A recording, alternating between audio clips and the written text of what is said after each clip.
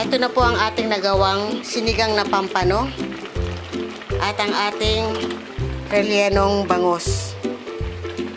Yan, dalawang matrabahong ulam ang ating pong nagawa sa araw na ito.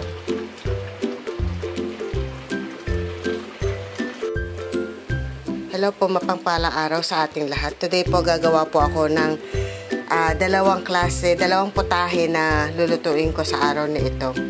Yung isa po, isang mamahaling isda. Pampano. Isa sa mamahaling isda. Sisigang ko po siya para makahigop ng sabaw. And then po, yung pangalawa naman po is mabusising trabaho, rellenong bangus. Yan, parehas na isda pero po masarap at matrabaho. Isang mahal at saka isang matrabahong ulam. Pero carry naman po yan. Ngayon po, mag-start na po ako. Ito po yung ginawa ko po ito. Binabad ko po siya sa toyo, kalamansi, paminta powder. Yung ating skin ng bangus. And then ito naman po, nilaga ko po. Tapos hinimay-himay ko. Alisin ang tinik. Then ito po yung ating ilalahok din na giniling. Then ito po yung kanyang bawang. Isang itlog lang po para mag-combine lang po yung ito. Then sibuyas, then pickles, maglagay po tayo. Toyo, oyster sauce, at saka po yung harina. Para po, pagka pipirituhin na natin, lalagyan po natin to ng harina para hindi siya matilansik. At ito naman po isa, ito po yung ingredients na gagamitin sa panigang. Meron po tayo ditong kangkong, labanos, sibuyas, kamatis, sinigang sa sampalok mix, and then yung pampano. Lagay po natin ng liquid seasoning and then salt po. Ito rin po, may liquid seasoning din po dito. Mag-start na po tayo ngayon na maggisa. Unahin ko muna po itong rellenong bangus para maggisa po natin. Doon nga pala po sa rellenong bangus, hindi na po ako naglagay ng patatas at saka raisin. Kasi wala po akong stock eh. Kung ano lang po meron sa inyo, pwede naman po. Kahit di nyo lagyan or lagyan nyo, nasa sa inyo yun. Sa akin, okay na po ako doon. Ito po, nagpapainit na po ako ng kawali. Maglagay na po tayo ng mantika.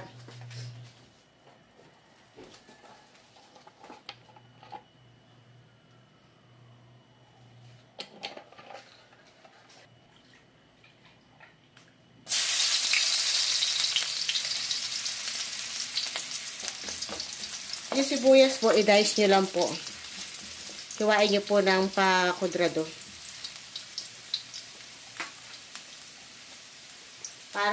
Parang paggawa ng sawsawan.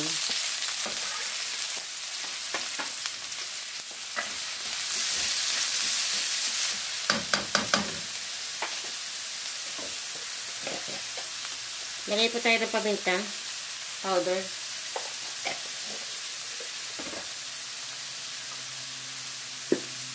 Konting asin. At lagay na po natin yung giniling.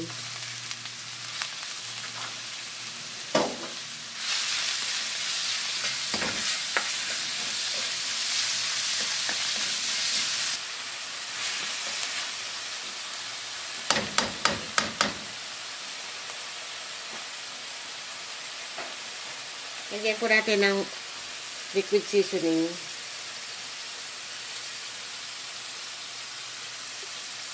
Para may lasa na yung karne.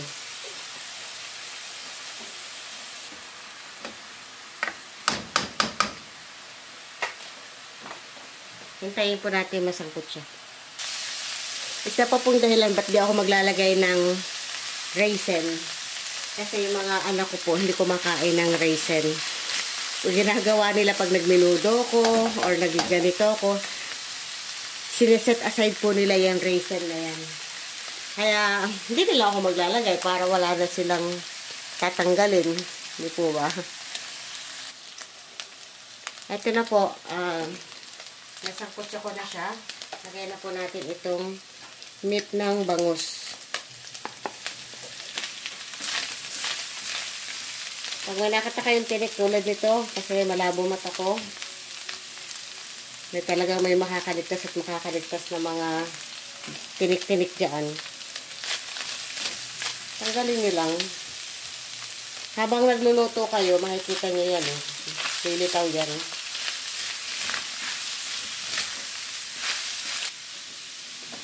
Pero po kayo mag-start na maglagay ng toyo para magkalasa yung meat ninyo ng bangus.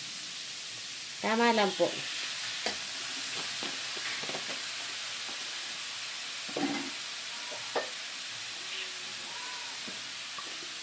And then oyster sauce.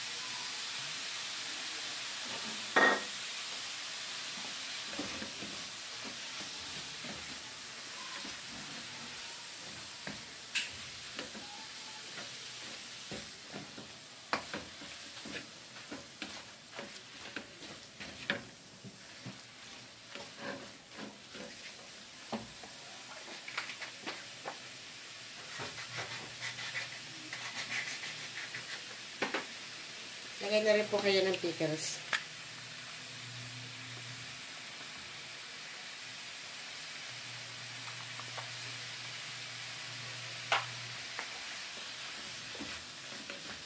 Tansyahin nyo lang kasi huwag nyo lalahatin.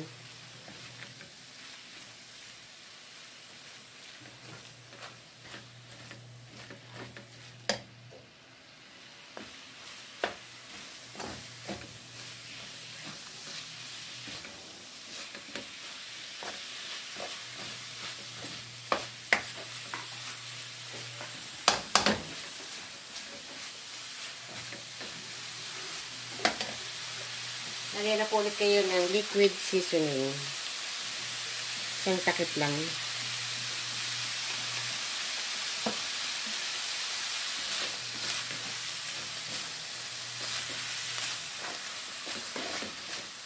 Ang matrabaho lang naman po dito, magtanggal ng tinik mabusisi. Lalo na kung malabo ang mata nyo, talagang pagtsatsagaan nyo talagang himayin.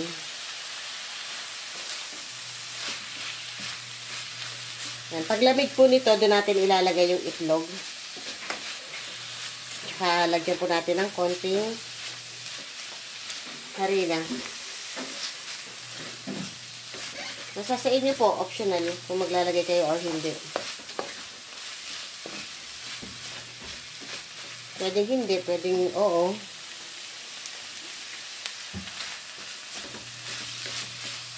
Yan. Tapos na po ito.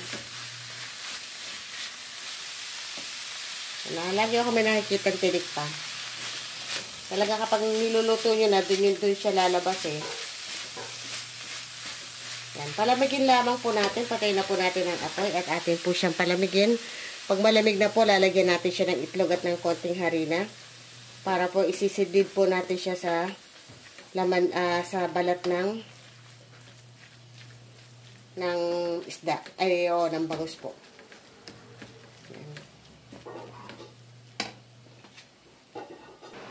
Ito na po, pinalamig ko po siya sa electric pan. Natin na po siya lagyan ng itlog.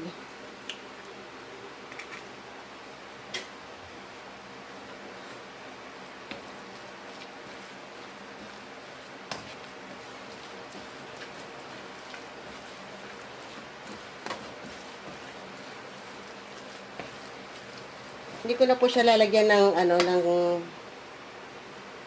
ng harina kasi na po siya, nagko-combine na po siya Yung skin na lang po ang lalagyan ko ng harina.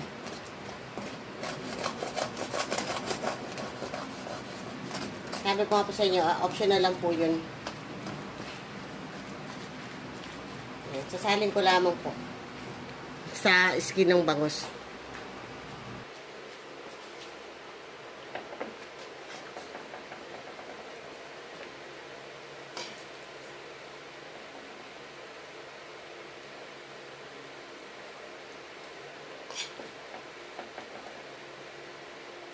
Tapos sinisilid ko na po siya sa skin ng bangus. Ito, pahirapan din to.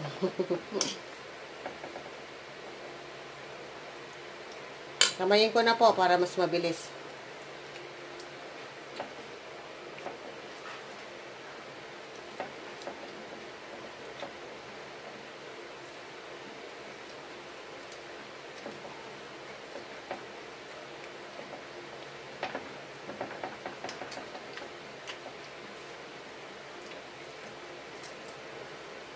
Masarap po to pero katrabaho. Paborito po to ng mga bata, kaya lang pag may raisin, hihiwalay po nila yan. Kaya sabi ko, sayang naman, dahil hindi na ako maglalagay. Hindi naman kakainin eh. Pero kayo po maglagay kayo pati patatas, tsaka carrots. Bell pepper, yan po. Ako wala po akong bell pepper, tsaka pa carrots, patatas. Kaya ito na lang, pwede naman eh.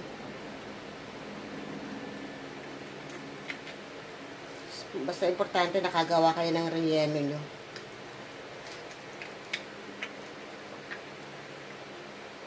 Palamigin nyo po bago nyo ilagay sa skin kasi maluluto yung skin nyo pagka hindi nyo pinalamig ang relleno nyo.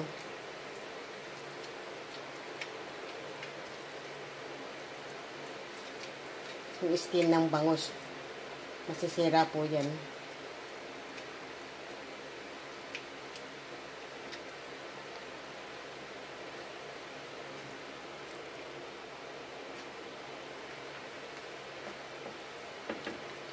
So, isa naman.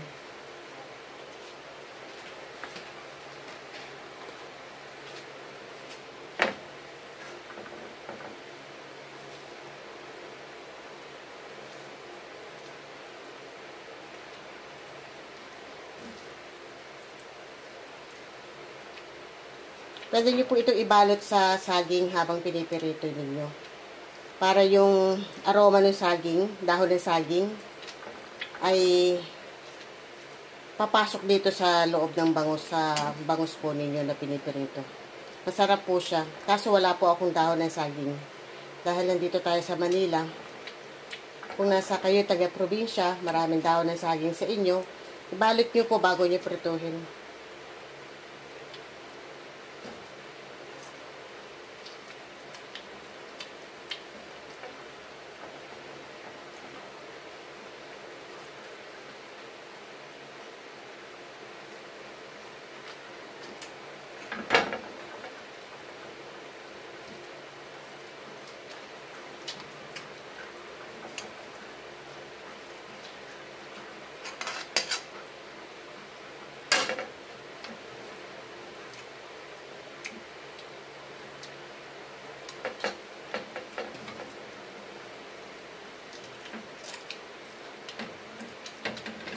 Yan, hulog na. Napugutan na ng ulo. Babalik natin yan mamaya.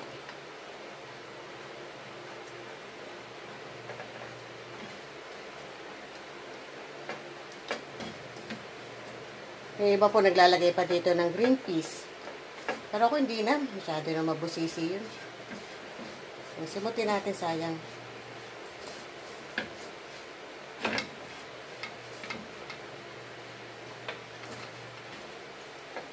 Ay.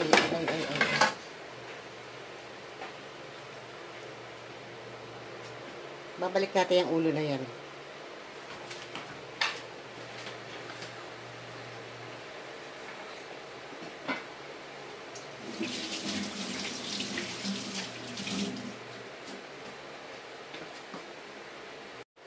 Ngayon, ito po yung bangus natin. Lagyan na po natin ng harina.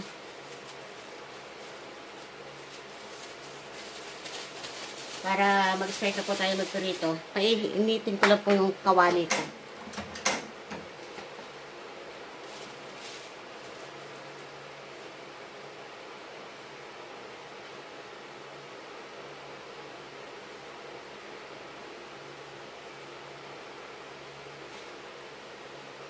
So, nilagyan ko po siya ng toothpick para umano yung ano niya, yung ulo kumabit.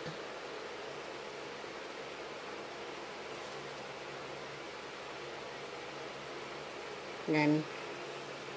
Anuhin nyo lang po. Massage nyo lang po ng harina para hindi siya, pag pinirito nyo, hindi po siya titilansik.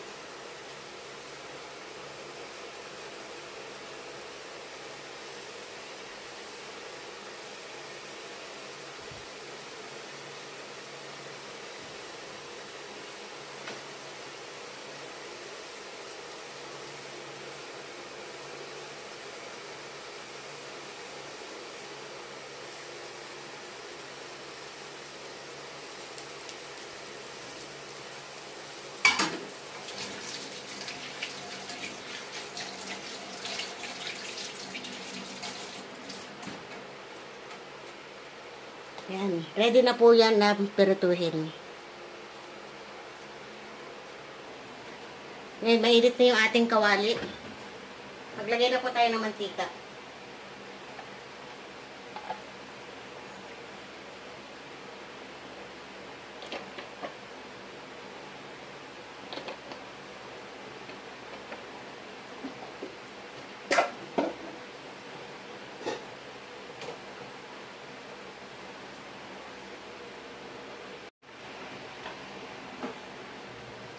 Ito po, nagpalit po ako ng kawali.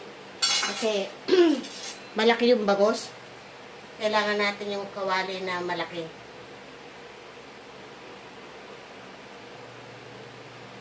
Atin na po siyang isalang yung bangos.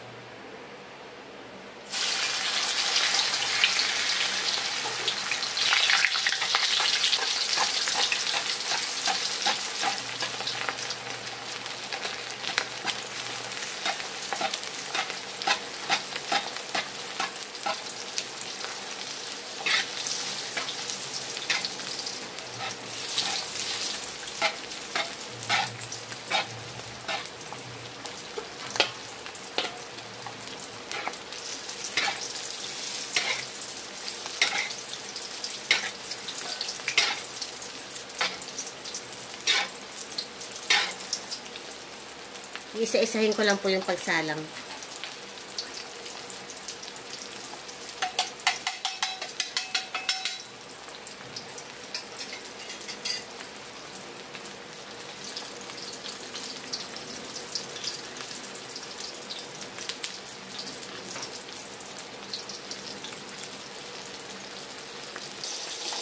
Ito naman po, habang nagaganap yung ating pinipirito dyan, ayan. Dito naman po tayo sa ating sinigang na pampano. Ito na po, nahiwa ko na po yung pampano. Lagay na po natin ang kamatis, ang sibuyas, at ito pong labanos. Lalagyan po natin siya ng tubig.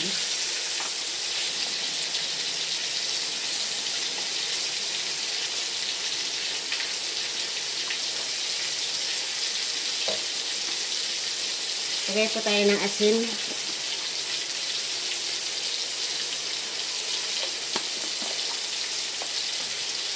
Liquid seasoning.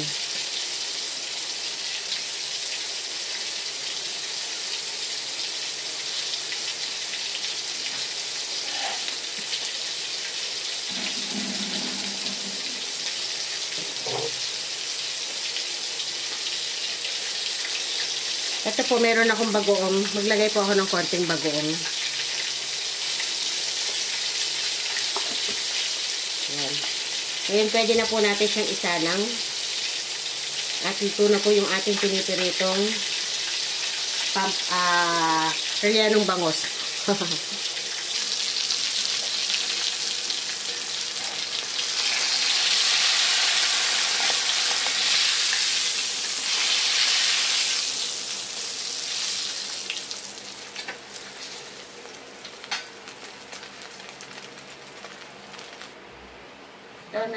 Natanggal ko na po yung malaking kawali na pinagpirituhan natin. Ito naman po yung ating isisigang. Atin po siyang takpan. Dami ko pong trabaho talaga. Ito na po yung aking bangus na, rellenong bangus na aking napirito. Ngayon, ito naman po yung sinigang. Ito po, pakita ko sa inyo yung aking mga gawain. Ayan. Ako lang po mag-isa. Ako lang po mag-isa ang gagawa nito. Ayan. Nakita nyo po. Magulo ang aking kusina. Ayan. Nagtutuhog po ako ng aming negosyo na barbecue and then atay ng baboy. Kaya po masyado pong busy. Ako lang po yung nandito ngayon sa kusina at gumagawa ng lahat ng bagay na to. Dito po tayo. Balik naman tayo dito.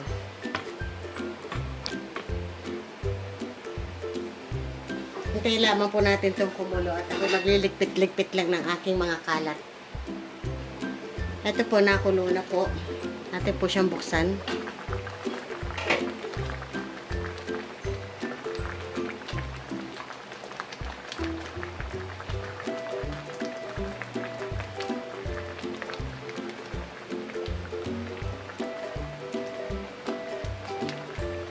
Sarap po dito, pampano. Sinigang na pampano.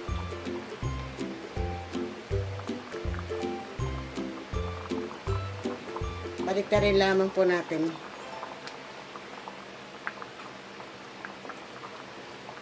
Wala po ako kasirolang malaki. Lagay na po natin itong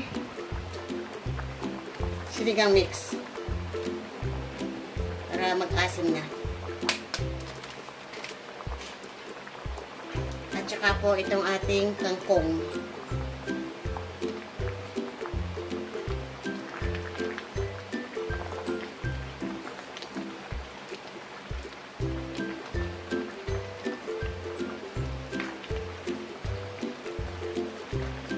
Atin po siyang ulit itakpan para maluto yung kangkong natin.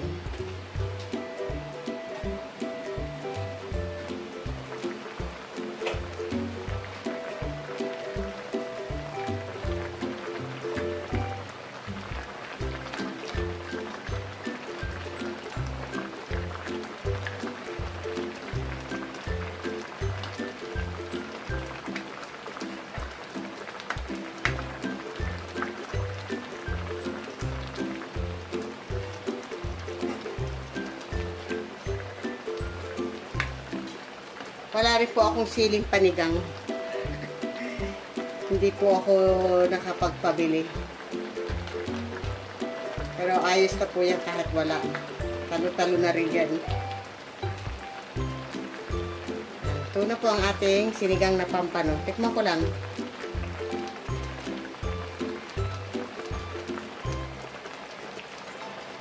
Sarap. Ito na po ang ating nagawang sinigang na pampano at ang ating rellenong bangus. Yan, dalawang matrabahong ulam ang ating pong nagawa sa araw na ito. Patayin na po natin ang apoy at ako po ay magpapaalam na sa inyo. Maraming salamat po sa inyong panunood, sa walang sawang panunood nyo at pagsuporta nyo po sa aking munting vlog. Muli po, nagpapaalam po ang inyong kakusinerang Lakwatsera na sa inyo po ay lagi nagpapaalala. Stay safe po. God bless po. Bye-bye.